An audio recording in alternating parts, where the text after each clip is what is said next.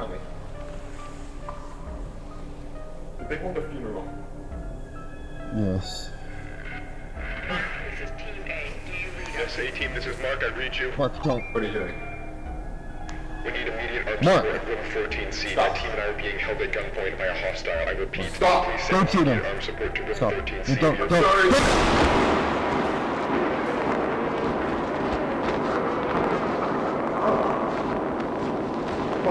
I'm alive, but I want to tell them that I'm alive. I need to know.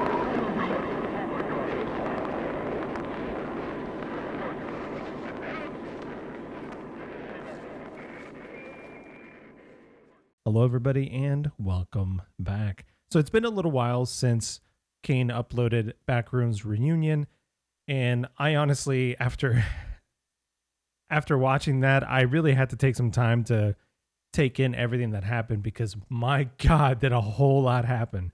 And I felt like it really needed some time for me. I didn't want to like immediately throw some theory or some thought out there without me just sitting down and kind of ruminating on it and writing things down, because that's just what I tend to do, especially because I just tend to like hunker down and just think on my own, because I don't know, it just the whole story just fascinates me, and not knowing where it's going to go is better for me, I guess, if you want to put it that way. But yeah, it was an incredible episode. Kane Pixels, you knocked it out of the park once again. And we're left with more questions than answers at this point. In the last analysis video that I made, I talked about how I wanted to see Informational Video Guy. And I thought that that would be who we would see next. And lo and behold, here we are. And his name is Peter Pench. It's really crazy how all of this went down. And there's just so many things that are surrounding Peter right now. As far as his whereabouts, where he's been, how he got there, and things like that. And it's just, man, there's just so much there that I just wanted to go ahead and put all of those thoughts into a video and hopefully open a discussion with all of you, because that's always the best part for me. So first off, I'm going to talk about the group and where they were at first. So Marvin, Randall, and Mark, rest in peace, all of them were in 14C. So 14C is actually an area that precedes 14D. 14D is the area that we saw in Pitfalls where Marvin fell through the hole after Mark told him to bring the camera to go see what was going on. And so I'm actually relieved about that, because when I was first watching Reunion, I was like, man, is this, in my head, I was like, is this the door? You know? So luckily, and I'm actually really relieved, I'm really relieved that that wasn't the case, that the mystery of the door and the green light that's behind it is still a mystery. We haven't had that reveal yet. So there is plenty to speculate at this point in time, especially because we haven't seen it yet. Knowing that Kane has created Attack on Titan content, I wonder if he's going to treat this door like Eren Yeager's basement. I really hope not, because we waited long enough for it. But I mean, you do what you want to do, buddy. But it's like, I wouldn't be surprised. So before we go into 14C, before all of that happened, they kind of showed the construction of the boarding of Pitfalls. And it did sound like as if they were wanting to send people down there. So there's definitely going to be teams that want to be sent down there to explore and figure out what the heck happened with Marvin. There is that robot as well. So Robo is just chilling and is currently charging up. And looks like it used all of its juice just to get there. So it's currently charging up to do what I think will be the reveal of that door. What is behind that door is so insane that it is probably not safe for humans to go in there. Mark did it, and I'm going to touch base on that in just a moment. But I feel like the robot is definitely going to be the safety measure to go in there, because something is crazy about that section there. And I've heard that there's mentions that, you know, things are absolutely insane inside of that room. So I can only imagine, I can only expect that whatever Mark saw was so out of this world, more out of this world than the Backrooms has been, that they require for some sort of robot to go in there to explore. All right, so back to the team, Randall, Mark, and Marvin. They go into 14C, and what's crazy is that this whole section here is very different to what the original areas that we have already seen. There's no carpet. It's now like a tiling floor. There's epoxy and everything on the wall. And even like the structure of the ceiling tiles is different as well. And it's very reminiscent to like an office or a laboratory type of setting. That whole section there is just, it just looks like it could potentially be a mall, a school, you know, a cafeteria, stuff like that, or an office setting, a laboratory setting. I mean, it's pretty cool how all of these sections are really close to each other. But Marvin also pointed out that there was a gap between it. And it seems like this is a very common occurrence, that between each of these Backrooms sections, there seems to be a gap, because then after Marvin points that out, Mark says, oh yeah, we need to, you know, get a measurement of that as well. So it seems to be like a common occurrence. So as the team continues through, they see the ceiling tiles that are detached or have fallen on the floor. There's just different, you know, wall structures that are seen, but then they come up to a map, and this map is a pretty close mock-up of what they are currently trying to explore. So somebody already knows the lay of the land that they're trying to explore right now, which is that's nuts. So the team is having to look at that and be like, wait a minute, somebody already knows what this looks like. Who drew this?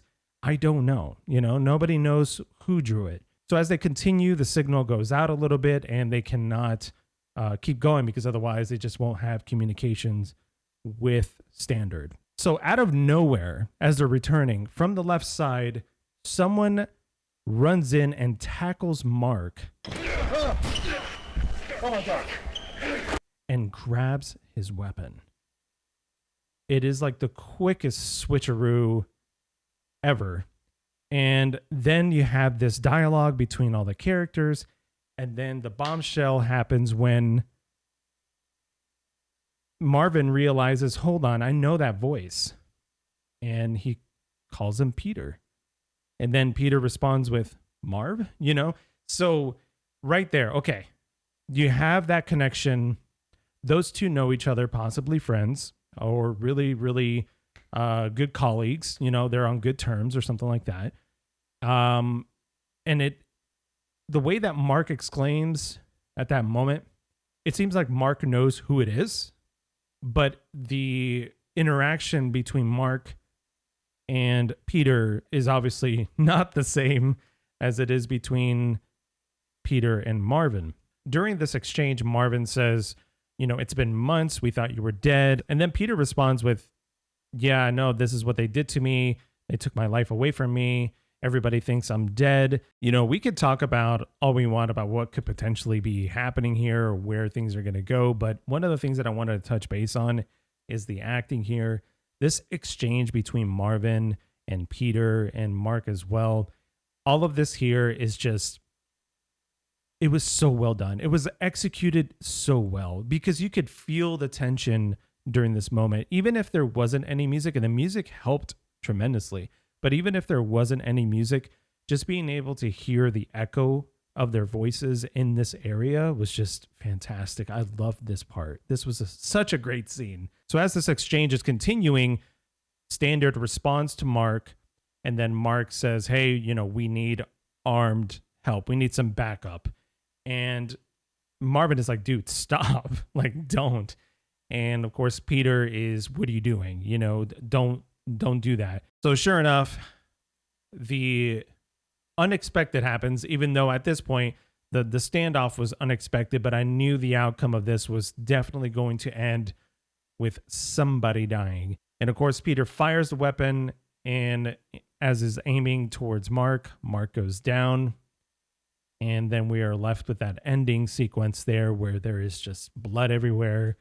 And you hear Marvin scream, like you hear Marvin talking and, you know, trying to help Mark. And I don't know if there's like a mixture of Mark struggling to breathe and things like that, but it is just an insane scene. The echo of the weapon was just so jarring to me. When I was watching that for the first time on the reaction, I was just like, I could not believe what we had just witnessed. We basically saw the first murder in the Backrooms, apparently. It just snowballed and it just went downhill so quick. We do catch a glimpse of Peter running away from the scene as he's telling Marv to basically tell everybody that he's alive, that they need to know. So at this point, Peter really is accepting the chaos at this point, and I don't know what he's going to do next or where he's going, but he obviously took that weapon because you can sort of see like a light shining as he's running away. It's very hard to tell, but it seems like he just runs straight into, deeper into 14C. Now, a couple things here that I wanted to touch base on, and we will return back to the very, very end. There is something that I want to point out that happens at the very end of the video. But before we go to that, I want to go ahead and touch base on the possibilities of how Peter got there. So there's a map already, but how did Peter draw that without having a light? I don't know. There's a lot of weirdness when it's, surrounding Peter and how he got there and how he has survived. One of the theories that I think most people want to gravitate to is the idea that Async took Peter after interrogating him or something like that and threw him back into the back rooms just so that they didn't mess up the funding with the Department of Energy, which is right there during the presentation video, which is when Peter showed up. And it's a pretty solid line to say that informational video is Peter, because you have recording 014, which is linked in Reunion. And in there, you hear Clyde calling Ivan Beck. And this is in regards to somebody who showed up while things were closed. Like nobody was supposed to be out there at all, but he certainly showed up. And that's when they name him Peter Pench. So the date for that was May 8th, 1990, which is the same date as presentation. So with those two dates being the same, I'm pretty certain that Peter Pench is indeed the person from informational video. So I think I'm pretty solid on that one. With all that being said, there's a lot of things that don't really add up to me because things are just weird. And again, everything is weird. It's the back rooms. Nothing ever makes sense. If you try to make sense of it, you're going the wrong way. Honestly, just expect the unexpected when it comes to the back rooms, because just nothing is ever concrete. Nothing is ever solid. Nothing is ever, always going to go the way that it's supposed to. Like nothing is ever going to go okay. So this whole idea that he potentially was thrown back in there, yes, that could have been something. I mean, it does make sense in the idea that Ivan Beck wanted to protect the funding for the async projects, like ASpace, for example, from the Department of Energy. That is a perfect reason why someone would do that. And I know that it has been said that async itself is not evil. Like it's not out there to like cause harm.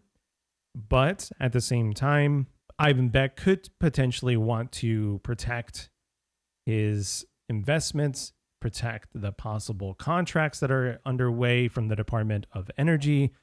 So it does sort of make sense that they could potentially want to quiet everybody and not tell anybody about what happened with Peter. And maybe that's why we see that newspaper clipping in recording 014 that talks about that there's one dead in a fiery crash besides a vineyard.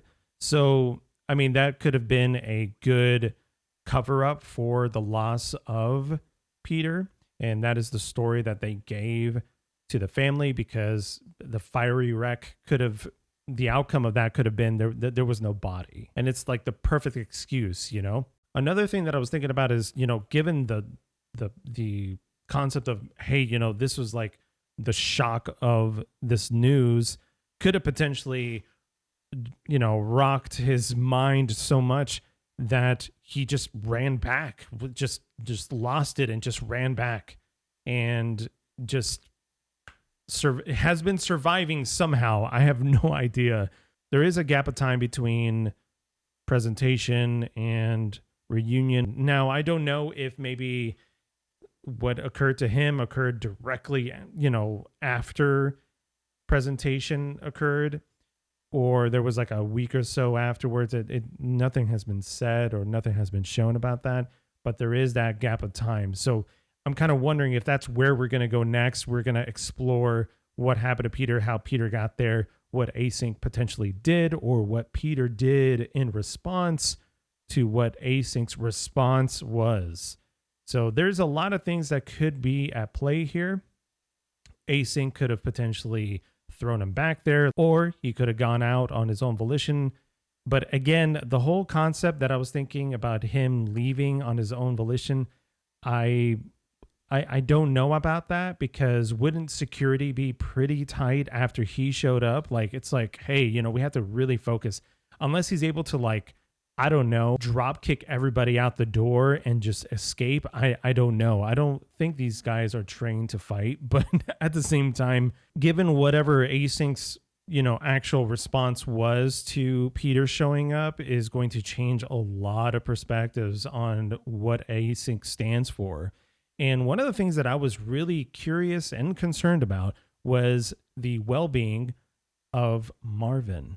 And poor Marvin, best cameraman in existence, but at the same time, he just keeps coming back and he survives every single time. So whenever Marvin's on camera duty, something terrible is about to happen, honestly.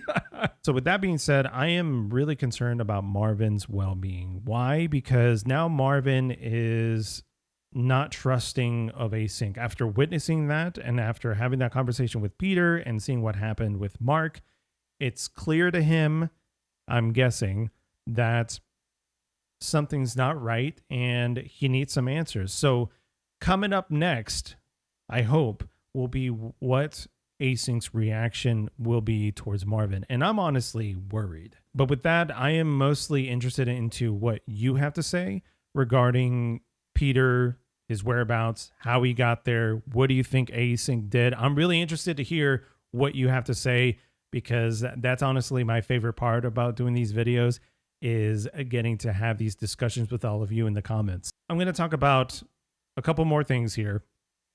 One of them is the coordinates on the cup. It does point over to Moss Landing Marine Laboratories, which is located up in Northern California.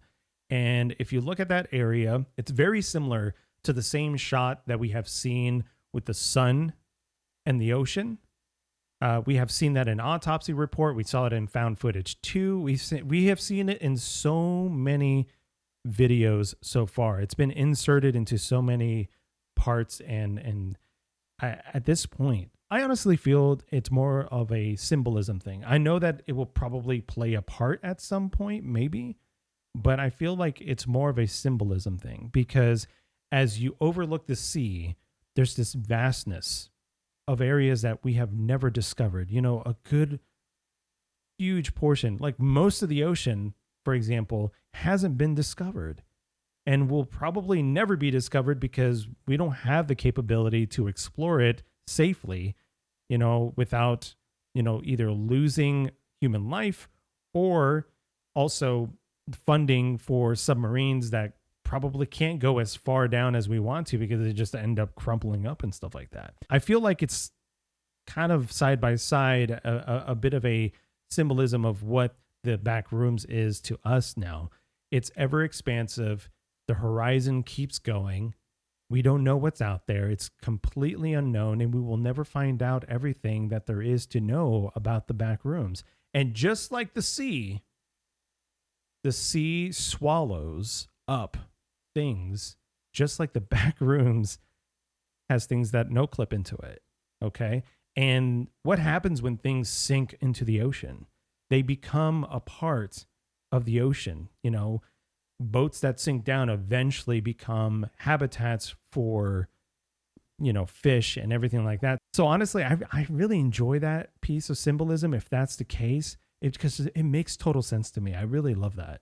Okay, so at the very tail end of Reunion, when Marvin is going towards Mark and, Mark is bleeding all over the place, you hear music. You hear this weird sound. And at first I was like, is this somebody who's like talking or something like that?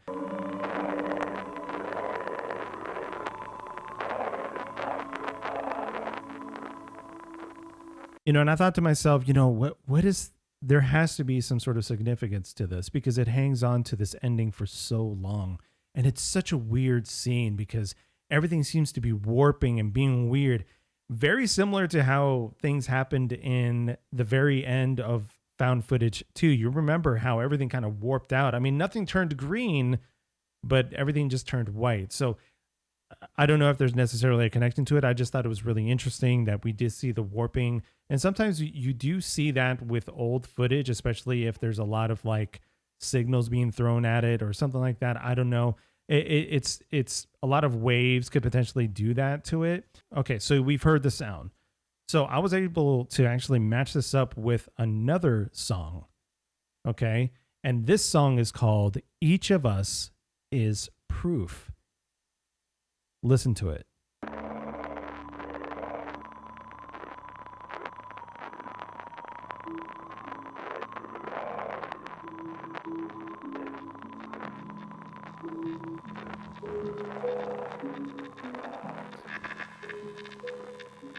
It's the same exact sound. It's the same exact sound. So what exactly does this mean? And again, I really feel like Kane places things into his videos that will mean something eventually. So each of us is proof. What would that mean for you? Each of us is proof. Proof of what? Proof of Async's actions? Proof of something like, is that what is about to happen? Is Marvin about to become the proof, or is Peter the proof of something wrong? It's like, is Marvin the proof of something happening? Is Peter the proof, or is everybody, each of us are the proof? Think about it. I wanted to throw that out there because honestly, hold on, I need a drink. Woo! I wanted to throw that out there because I feel like this could potentially point us towards the idea that, hey, it's time to prove that, Peter's alive, or prove that this is a bad idea. We are the proof that, hey, Async, you need to stop. You need to stop this. Abandon ship, please. Abandon it. I don't want this anymore. I don't know. So the question remains, what do you think each of us is proof could potentially mean? And if it is indeed a portion of it, it could very well be just a music choice. And that's it. That could be it. But again, I strongly believe that Kane makes these choices in order to kind of like push the story along. Really quick, do you remember in the video, I remember how there was that one person in the hazmat suit and there was like that green light and everything like that? Like, I honestly feel like that may have been Mark. Like, that could have been Mark just opening up the door and just being like, yo, like, it's like, what is all this? And just, I don't know. It just seems like whoever that is just witnessing something insane. So, and they're just kind of like in awe. Maybe. You can't really tell. You can't really see their expressions, but I feel like that it may have been Mark. It could have been Mark, or it could be somebody else in the future after the robot goes in there. Who knows? I also wanted to point out that the picture that we saw in community post, that could very well be Peter. Still, I mentioned that before. It could still be Peter because we still need to cover or get some answers regarding what Async did and what happened to Peter after he arrived. I mean, that's a huge question that all of us have. I really hope we get to see some of these questions answered very soon. I feel like the next video is most likely going to be, surrounding Peter and the interview, or maybe how Marvin is going to react to the situation. And then beyond that, I feel like we may see some other type of found footage concept. I also think about the idea that we may go back to found footage 2. It is not really told to us that this person is dead. Something happened and it sparked a bunch of theories as to, you know, why there's like green lights everywhere. So I feel like we're going to see them again very soon, most likely, but we may need to tackle this async controversy that's happening, potential controversy, and the fate of Peter, as well as his whereabouts and what's going to happen with Mark and, of course, Marvin. So if you have any sort of theories, any sort of thoughts, or any sort of discussion that you want to bring, anything that you want to elaborate on, please leave it in the comments. Like I've said before, I don't know everything, and you could potentially bring something up that I've never considered at all. This is why I love doing these videos, because it lets me see things from a different point of view from many different angles here. I also wanted to say thank you so much, and also as a heads up as well, that we will be posting more horror game playthroughs.